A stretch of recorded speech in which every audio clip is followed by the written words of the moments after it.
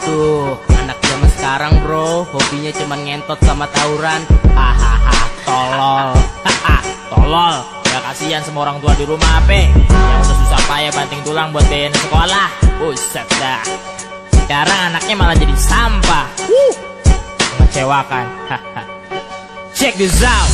Anak zaman sekarang hobinya free sex tawuran, gak mikirin masa depan, bakalan jadi berantakan.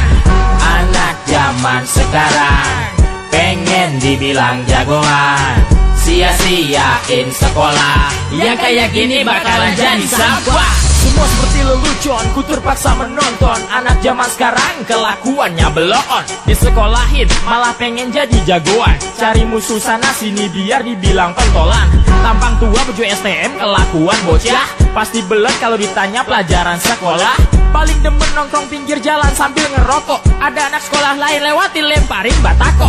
Ya udah deh, jadilah keributan, muka pada bonyok bahkan berujung kematian. Aduh sayang masih muda udah jadi tahanan, karena bikin anak orang jadi pocong di kuburan. Nasi jadi bubur, moral bagus jadi hancur, karena pengaruh lingkungan yang semakin ngawur. Gak lagi bicara soal putih abu-abu, sekarang putih biru jadi ikut-ikutan niru. Bayangin bocah SMP doh pinter grapa-grep